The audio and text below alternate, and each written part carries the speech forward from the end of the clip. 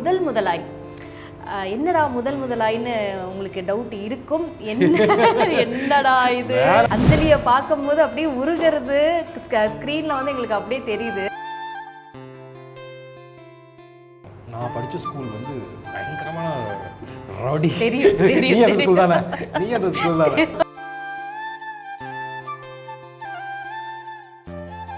வந்தா மாதவன்லாம் தோத்துருவாரு. நல்லா பெல் பாட்டம்லாம் வச்சுருக்கோம். அப்போவே பெல் பாட்டம் அந்த ட்ரெண்டு அதெல்லாம் பண்ணியிருக்கீங்க. விஜயோட தான் ஃபஸ்ட்டு டீச்சர் க்ரஷ். ஐயோ, அவங்க இன்டர்வியூ பார்த்தாங்கன்னா கால் பண்ணி பேசுவாங்க. அவங்க பேர் மட்டும் சொல்ல மாட்டேன். அவங்களுக்கு வந்து 3 நாள் காய்ச்சல் வந்து நீங்கள் தான் தெரியுமா அவங்களுக்கு? தெரிஞ்சிச்சு. அந்த காலேஜ்லேயே நான் ஒரு தான் புல்லட் வச்சுருந்தேன். மாட்டிக்கிட்டு அப்படின்னு தெரிஞ்சா கிடையாது, ஆனால் நான் புல்லட் வச்சுருந்தேன். First kiss.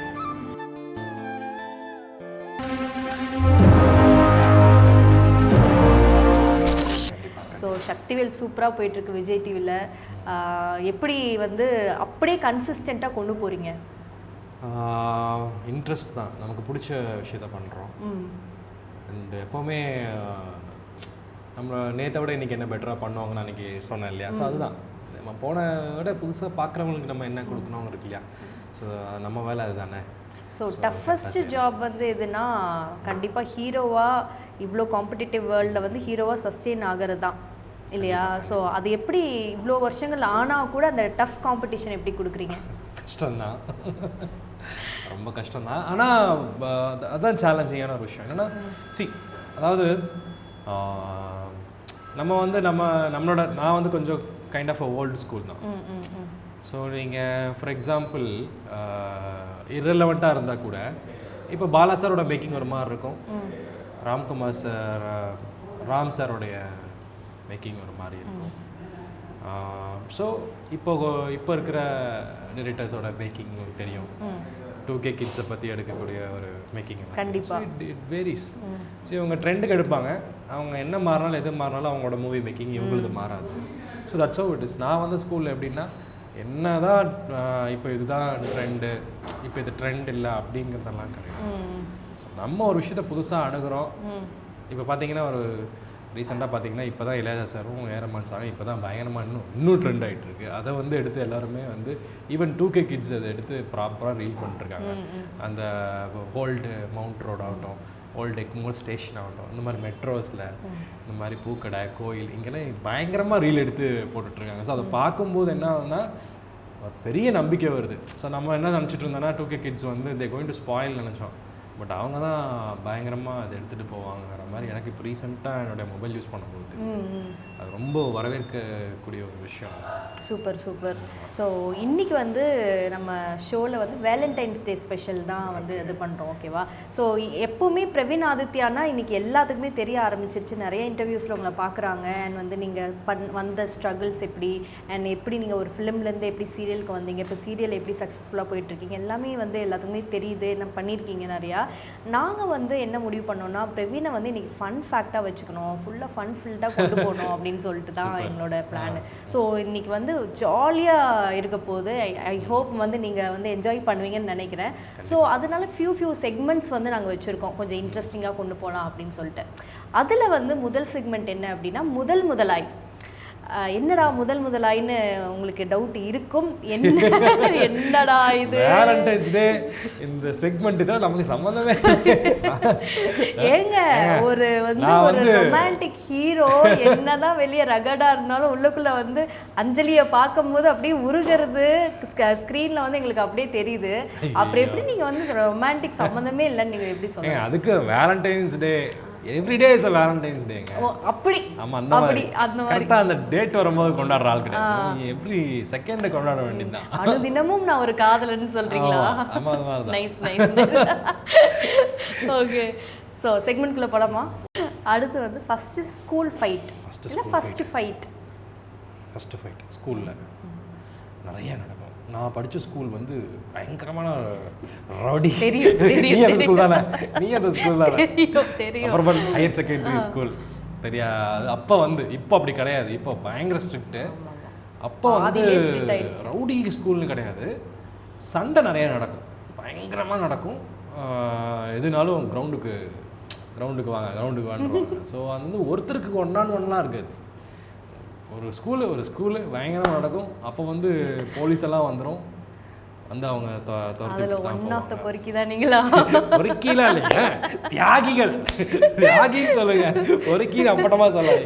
சரி, சண்டை வந்து பொண்ணுகளுக்காக இருந்தால் தான் அது நீங்கள் சொல்கிற அந்த கேட்டகரி. பொண்ணுகளுக்காக சண்டையே வராது. நான் வந்து எப்போவுமே சப்போர்ட் வந்து பசங்க ஏன்னா சுற்றி எப்போவுமே ஒரு 15 பேர் இருப்பாங்க. ஸோ பசங்க கேங் தான் கெத்துங்கிறது நாங்கள் சின்ன வயசுலேயே அதை கண்டுபிடிச்சிட்டேன். அதனால நான் எப்பவுமே பசங்க கூட தான் இருப்பேன்.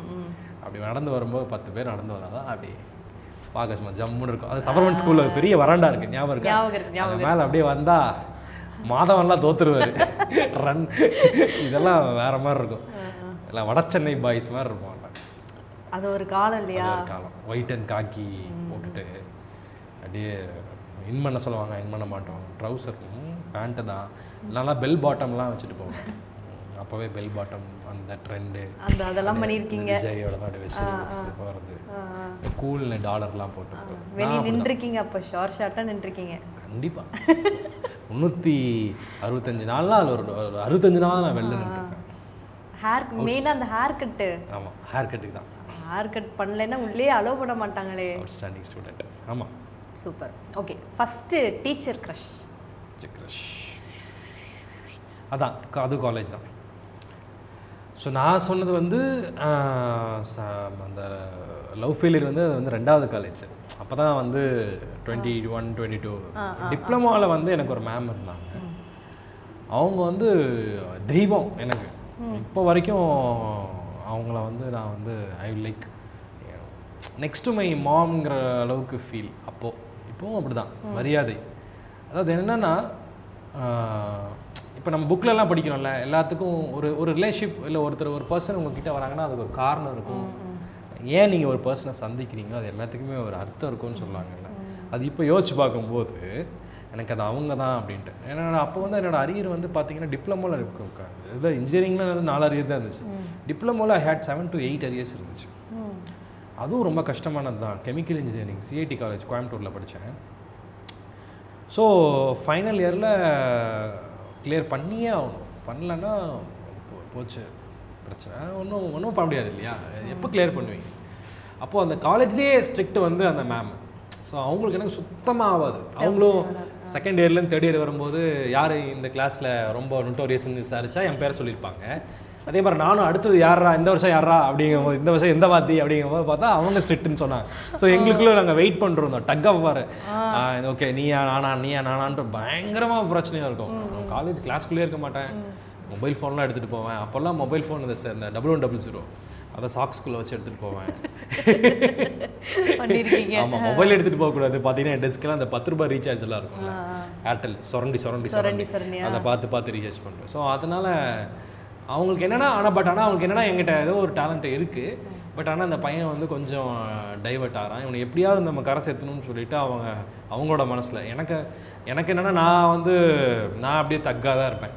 ஸோ அது ஒரு வயசு. ஸோ அரௌண்டு 16, 17 அந்த இயர். ஏன்னா நான் +1 +2 படிக்கணும், டிப்ளமோ டேரெக்டாக போனதுனால வாஸ் இம்மெச்சூர்ட். பட் சம்மாவும் வந்து அவங்க வந்து புரிய வச்சு பெரிய இன்சிடென்ட்லாம் நிறைய நடந்தது.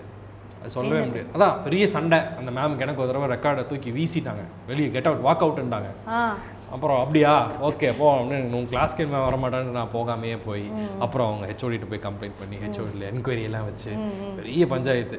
அப்புறம் அன்றைக்கி ரொம்ப கோபமாகிடுச்சு, ஃபியூரியஸ் ஆகிடுச்சு. பைக் எடுத்துகிட்டு ஏத்தருக்கு போயிட்டேன் அவங்கள. அப்போ நான் புல்லட்டில் போனேன். போய் நேராக போய் இல்லை தப்பு அப்படின்ட்டு திருப்பிட்டு போயிட்டேன். அவங்க வந்து ஐயோ அவங்க இன்டர்வியூ பார்த்தாங்கன்னா கால் பண்ணி பேசுவாங்க. அவங்க பேர் மட்டும் சொல்ல மாட்டேன். அவங்களுக்கு வந்து ஒரு 3 நாள் காய்ச்சல் வந்துருச்சு, பயங்கரமான ஃபீவர் அவங்களுக்கு. ஆமாம், திடீர்னு ஒரு பெரிய புல்லட்டு வந்து இவங்களை ஏற்றுற மாதிரி தெரிஞ்சிச்சு. அந்த காலேஜ்லேயே நான் ஒருத்தர் தான் புல்லட் வச்சுருந்தேன், லைசன்ஸ் கூட கிடையாது, ஆனால் நான் புல்லட் வச்சுருந்தேன். எங்கள் அப்பா அப்போ வச்சுருந்தாரு, நான் எடுத்துகிட்டு போவேன். எல்லா சண்டீர்த்தனமும் பண்ணியிருக்கீங்க. கடைசியில் அப்புறம் வந்து அவங்க அட்மிட் ஆகி ஓகே. அப்புறம் எனக்கு ரொம்ப பயந்துட்டேன், ஏதோ ஆயிடுச்சா என்னன்ட்டு. அப்புறம் இன்னொரு மேம் வந்து எனக்கு ஃபோன் பண்ணி ஓகே முடிஞ்சதுப்பா அவங்க கெரியர்ன்ட்டாங்க. வந்து நீ மன்னிப்பு கேட்டால் கெரியர் வந்து நீ வந்து மன்னிப்பு கேட்டால் தான் வேணும். அப்புறம் நான் போய் சாரி கேட்டேன், மேம் இந்த மாதிரி பிரச்சனை தான் என்ன அப்படின்னா, இது மாதிரி இல்லை அப்புறம் அவங்க உட்கார வச்சு டெய்லி எனக்கு எல்லா கிளாஸஸ் வந்து ப்ராப்பராக எடுத்து நோட்ஸ் எல்லாம் எடுத்து படிக்க ஆரம்பிச்சு ஒரே அட்டம்ப்டில் மொத்தத்தையும் கிளியர் பண்ணேன். அந்த மேம் சொல்லி கொடுத்து பிகாஸ் ஆஃப் ஹர் இல்லை. ஸோ அதுக்கப்புறம் நான் காலேஜ் முடிஞ்சு நான் ப்ளேஸ் ஆகிற வரைக்கும் ஷி வாஸ் ஹெல்பிங் மீ. அதுக்கப்புறம் அவங்க டச் இல்லை, அது செட்டில் ஆயிடுச்சு. ஸோ அதுதான் ஒரு காரணம் இருக்கும்ல ஒருத்தர் மீட் பண்ணும்போது. ஸோ அந்த மாதிரி எனக்கு அந்த ma'am first ever angel. Best moment in your life? என்ன moment? First ever anything. First bike. அந்த பைக் வந்து பசங்களுக்கே உண்டான ஒரு விஷயம். எல்லார்கிட்டையும் பைக் இருக்கும், நம்மகிட்ட இருக்காது. நான் எங்கள் அப்பாட்ட அடிச்சு கேட்டேன், அப்பா செகண்ட்ஸாக வாங்கி கொடுங்க அப்படின்னு கேட்டேன். வாங்கி கொடுக்கவே இல்லை. ஒரு நாள் தீபாவளி வந்துச்சு, எல்லாரும் தீபாவளி செலிப்ரேட் பண்ணிட்டு இருக்கும்போது நான் வந்து அப்படியே உட்காந்துருந்தேன். எங்கள் அப்பா என்ன தான் உனக்கு பிரச்சனை, என்ன தான் வேணும்னா பைக் தான் வேணும் உனக்கு. நான் அப்போ 1000 தடவை நான் சொல்லிட்டேன் முடியாதுன்ட்டேன். இல்லை எனக்கு பைக் தான் வேணும். அப்புறம் வந்து எங்கள் அப்பா வந்து அவரோட சேவிங்ஸ் என்ன இருக்கோ அதை அட்வான்ஸ் எடுத்துகிட்டு போய் எங்கள் அண்ணன் வந்து அப்போது நியூவாக ஒரு ஜாப் போயிட்டு இருந்தேன். போய் யமகா பைக் ஃபஸ்ட்டு அது கோயம்புத்தூரில் லான்ச் ஆகும்போது நான் போய் எடுத்தோன்னே என் ஃப்ரெண்ட்ஸ் எல்லாத்துக்கிட்டையும் பைக் இருக்கும். அப்போ எல்லோரும் அப்பாச்சி வச்சுருந்தாங்க, பல்சர் வச்சுருப்பாங்க. நான் வந்து புதுசாக யமகா எஃப்சின்னு ஒன்று வந்திருக்கணுன்னா அதை எடுத்துகிட்டு ஃபேஸர்னு ஒன்று இருக்குது, இவ்வளோ பெருசாக இருக்கும், டூம் R15, அதை எடுத்துகிட்டு போய் நேராக ஃப்ரெண்ட்ஸ் கிட்ட நின்னேன். எல்லாம் பயங்கர ஷாக்கு. அதே அந்த நிமிஷம் வந்து எடுத்துகிட்டு கோயம்புத்தூரில் ஆனைக்கட்டின்னு ஒரு ஏரியா இருக்கு இல்லையா, ஸோ 45 மினிட்ஸ் மினி ஊட்டின்னு சொல்லுவோம். நைட்டாக ஒரு 10 மணி போனோம். அப்படியே போய் லாங் ட்ரைவ். இப்போ அது கமர்ஷியல் ஆகிடுச்சு. அப்போ ஆஃப் ரோடு அது. போனால் எலிஃபெண்ட் எல்லாம் பார்க்கலாம், நேராக பார்க்க அங்கே தான் போனோம். போயிட்டு ஆஃப் ரோடு எல்லாம் முடிச்சுட்டு அப்படியே ஊட்டி போய் 3 மணிக்கு மேலே போய் அங்கே போய் லெமன் டீ குடிச்சிட்டு அங்கே பட்டர் பன் சாப்பிட்டுட்டு நான் 6 மணிக்கு சன்செட் பார்க்கறதுக்கு ஊட்டிக்கு வந்தேன். ஊட்டி டு கோயம்புத்தூர் திருப்பி ரிட்டர்ன் ஆகும்போது சன்செட் பார்த்துட்டு இதெல்லாம் அப்போவே பண்ணியிருக்கேன் நானுன்றீங்களே எடுத்து கீழே. ஸோ கோயம்புத்தூரில் ரொம்ப very common. Everybody use to go Ooty for just to have a tea. அது தெரிஞ்சது தானே. வரோம்ல. மிஸ் பண்ணுறீங்களா? ரொம்ப மிஸ் பண்ணுறேன். First kiss. இன்டர்வியூ நல்லா போயிட்டு இருக்குன்னு நினச்சேன், சட்டில் போய் ஆஃப் பண்ணிட்டீங்க. ஏங்க இதெல்லாம் சகஜம், எல்லார் லைஃப்லையும் இருக்கிறது தான். First kiss. Yes. The best kiss. Best கிஸ்ஸா? உங்கள் ஒய்ஃப் பார்த்துட்ருக்காங்க. சொல்லலாமா? வீட்டுக்கு வா அப்படி கேட்குறாங்க. வீட்டுக்கு வா இதை வச்சுக்கிறேன் அப்படிங்கிறாங்க. ஃபர்ஸ்ட் கிஸ் அப்படின்னா நான் யாருக்கும் பயப்பட மாட்டேன். எனக்கு before marriage I was in the relationship. அது வாஸ் லாங் கேப். காலேஜ் முடிச்சோறேன், அதுவும் ஜூனியர் தான். இருங்க எல்லாத்தையும் மாட்டி விட்றேன், என்னைய ஏமாத்துறீங்க சொல்லுங்க, ஜெயிலில் போட சொல்லி. ஆமாம், நிம்மதியாக யாருமே நிம்மதியாக இருக்கக்கூடாது. எத்தனை அழுதுருப்பேன், காலை உழுந்து கதறி கெஞ்சிருப்பேன். சொல்லட்டுமா பேரை? சொல்ல மாட்டேன், தெரியும் அவங்களுக்கு.